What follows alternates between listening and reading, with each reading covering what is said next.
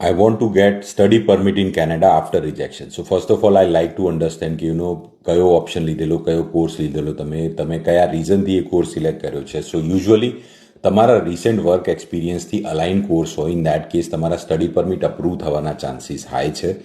So in that case, I would suggest કે if in case you have rejection wherein one section 179B ના અંડરમાં હોય અને કા પછી તમે નોટ્સ અપ્લાય કર્યા હોય, અત્યારે ઓડિયન્સ પણ આવે છે, officers decision note. So if in case it's a recent rejection, in that case as well, that has to be evaluated.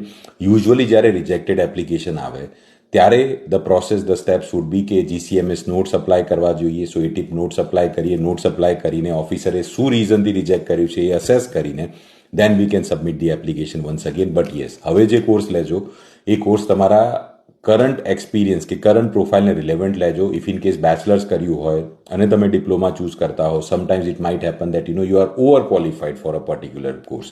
સો એ બધું જોઈને વિચારીને પ્લાન કરીને કરો. સ્ટડી પરમિટ પર કેનેડા આવવામાં કોઈ જ વાંધો નથી. ઇફ ઇન કેસ કેનેડામાં રિજેક્શન આવતું હોય તો બીજી કન્ટ્રીઝ ઇવેલ્યુએટ કરો, ત્યાં જાઓ. સ્ટડી પરમિટમાં 4-5 લાખમાં સ્ટડી થઈ જતી હોય છે બીજી કન્ટ્રીઝમાં.